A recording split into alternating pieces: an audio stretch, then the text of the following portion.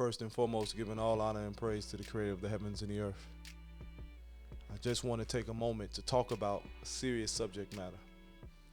And I want to briefly discuss the reality of underdevelopment as it relates to the original man and the continent of Africa. And not just a geographical location, but an way of thinking, a way of life, a culture that has totally been underdeveloped. So I want to go back again to brother Walter Rodney's book, How Europe Underdeveloped Africa. And in the chapter of underdevelopment, he talks about what is underdevelopment. Now listen to this. Having discussed development, it makes it easier to comprehend the concept of underdevelopment.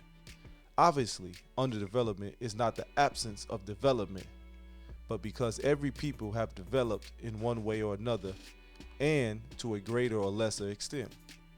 Underdevelopment makes sense only as a means of comparing levels of development. It is very much tied in the fact that human social development has been uneven, and from a strictly economic viewpoint, some human groups have advanced further by producing more and becoming more wealthy. Now I want to stop there because as we see the paradigm shift, as we see the world start to be unearthed in the sense of the way that these societies, these nations, these powers, so to speak, have been operating and have been manipulating the masses of the people on this planet. And we see that though they have based a concept of power and might on the development of what they call first world civilizations, which are European civilizations, which are Western world civilizations, which are civilizations that's solely dependent on the concept and the religion of white supremacy. Now, a lot of people don't like that terminology because it seems that we are making it racial. But the reality of white supremacy is the founding principles on which this country was based on, using their own words. Thomas Jefferson, George Washington, those architects of the Constitution of America saw themselves as white supremacists by their own words, by their own volition. And so this is a concept, even though we may be emotional about, it has a lot of validity, and it is rooted not in our ability to name call, but the way that they self-identify.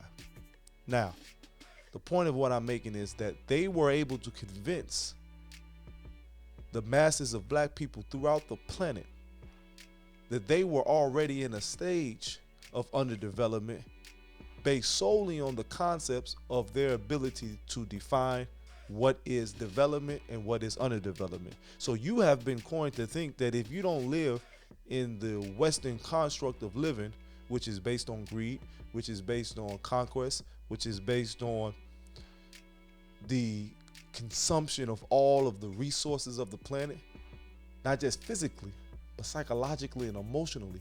Think about how much emotion it takes to even be in these Western societies. Think about today. Think about the emotional toll that it takes on our youth with social media. How it seems to be the greatest advent and the most effective way to communicate throughout the planet, that you can reach somebody across the globe in a matter of seconds. But think about the psychological impediments that are placed on a child when they are trying to live up to unrealistic ideals and traits because they see something on Instagram, on Facebook, on social media, and take it for face value, but don't understand that a lot of this is imagery that is concocted to persuade or to give the illusion that is realistic, but is actually a facade, just like Hollywood. And so they have been able to take social media and drastically push a narrative that they couldn't even do the first 70, 80 years in Hollywood at this extent. But it is a way to psychologically undevelop the black mind to thinking that you are inferior in so many ways. Now, of course, it affects people of all races. Of course, it affects people of all ethnic groups. in the psychological detriment that it causes. But when we're talking about undevelopment and it relates to the original man, you do not find no refuge in returning to a culture that solely identifies you as that unique person who was original to the planet, who originated from the soil, who originated from Mother Earth, who was born in the cradle of civilization, which is found in what we presently day call Africa. And due to the fact that you do not see a future for yourself, we're returning back to a land, language, and culture, returning back to an identity that is separate of the colonial powers. You have, by your own volition, by your own actions, by your own ignorance in a lot of sense, started a track of social development and implementing characteristics, whether it be individually or collectively, that is detrimental to what made you a force to be reckoned with on this planet. It is innate to the African culture to be a family.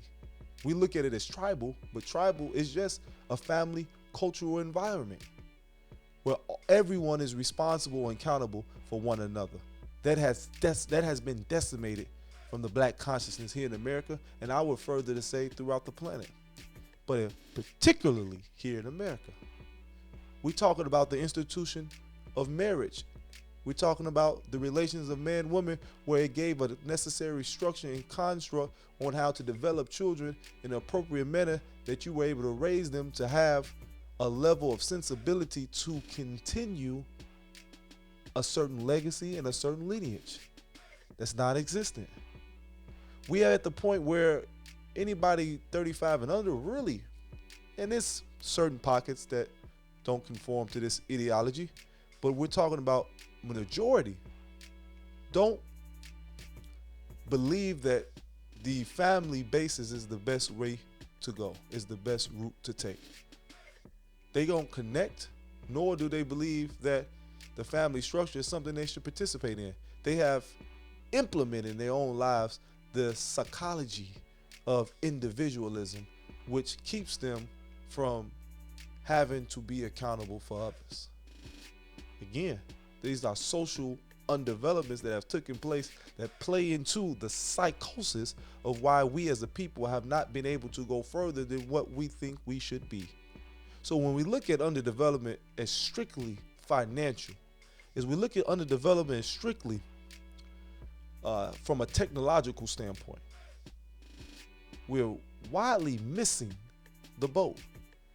Undevelopment for our people in particular is the inability to develop an identity that is unique to you, the ability to know self, the ability to connect with your original intent and purpose. And because of that, you are confused about every other aspect of life. So I'm gonna read a little bit more and then I'm gonna close out, because this is just a brief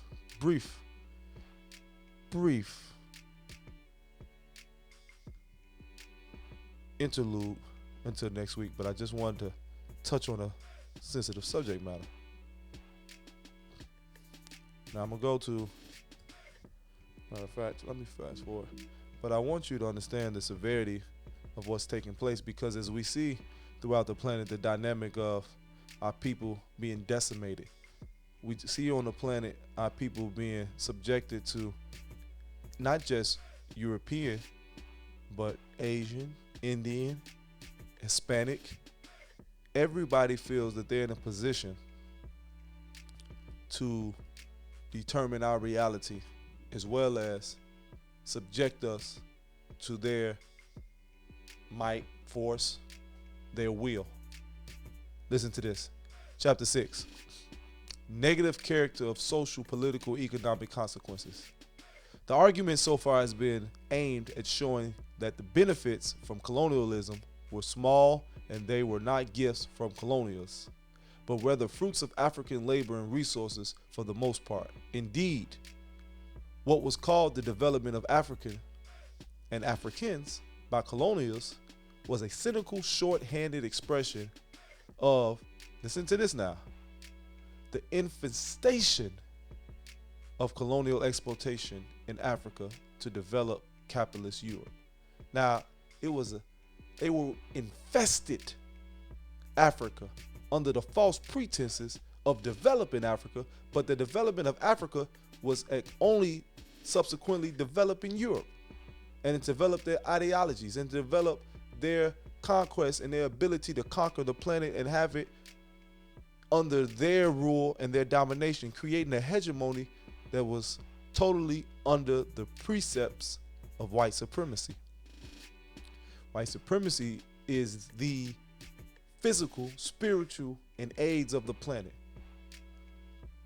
It destroys the defense system, listen to that, of the consciousness of the black man, leaving them open and exposed to any foreign entity to come in and to destroy their whole livelihood. The analysis has gone beyond that to demonstrate the numerous false claims are made purporting to show that Europe developed Africa in the sense of bringing about social order, nationalism, and economic. Now listen to this. I'm going to stop there before I go any further. The social order that has been brought to Africa has been total chaos. Civil war, so many coups d'etats, so many fractions. See, they have been able to manipulate individual pockets of people to destroy the whole. Again, we're talking about a cancer. Now, when it was a time where we were able to weed out those dissidents, those who were treacherous in nature due to their envy or their inadequacies or whatever shortcomings that they had, they wanted to destroy the whole. We as a people knew how to identify that, because a lot of us were on what we call code. We had a code of ethics. We had a code of morals. We had laws that govern us, that allow us to take care of such sensitive matters. And now, because everybody is a nation unto themselves, everybody is so caught up in individualism due to the underdevelopment of our world, of our mind, most importantly, we have been totally decimated from the inside. Okay, nationalism and economic modernization. However, all of what still not permit the conclusion that colonialism had a negative impact on Africa's development. In offering the view that colonialism was negative, the aim is to draw attention to the way that previous African development was blunted, halted, and turned back. In place of that interruption and blockade, nothing of compensatory value was introduced. I'm gonna finish on this last part. The colonies of Africa lasted for just over 70 years in most parts of the continent. That is an extremely short period within the context of universal historical development. Yet it was previously with preciseness in those years that in other parts of the world that rate of change was greater than ever before, and has illustrated capitalist countries revolutionized their technology into enter the nuclear age. Now I want to stop there. When you look at the reality of how the Western world was able to develop their technological advances, their nuclear powers, or any aspect of their social and modernization of their government, it was due to the fact of all of the natural resources and manpower that were depleted from Africa. They not only pulled the rubber, the gold, the diamonds, the zinc, the minerals, the coltan, but they pulled the greatest resource of the planet, which is the black man and woman and their ability to produce and create. Don't forget now, they try to have you marvel at Big Ben or the Eiffel Towers. See, can't even mention it, it's so shorthanded. They want you to see these things of consequence. But the pyramid's been up for thousands of years. Everything that you have built has lasted into perpetuity. And they understood that. And that's why they had to block your progress by underdeveloping your mind and your spirit. Meanwhile, socialism was integrated, lifting semi-feudal, semi-capitalist Russia to a level of sustained economic growth higher than ever experienced in capitalist country. Socialism did the same for China and North Korea, guaranteeing well-being and independence of the state as well as reorganizing the internal social arrangements in a far more just manner than ever before. Now, these are all countries that took advantage of African labor as well as the African resources. And they use different terms, they use different ideologies in the sense that they have different approach, but the center focus is the same. Domination of the black original people of the planet and the consumption of their resources. To mark time or even to move slowly while others leap ahead is virtually equivalent to going backwards. Certainly, in relative terms, Africa's position vis-a-vis its colonials became more disadvantageous in the political and economic military spheres. The decisiveness of the short period of colonialism and the negative consequences for Africa spring mainly from the fact that Africa lost power. Power is the ultimate determinant in human society, being basic to the relations with any group and between groups. It implies the ability to define and to defend one's interests if necessary, to impose one's will by any means available. Now, how do we get power back? This is the conversation. How do we take underdevelopment and reverse it into development? By reprioritizing, or as Ben-Ami says, taking the power to define our morals, our goals, our objectives.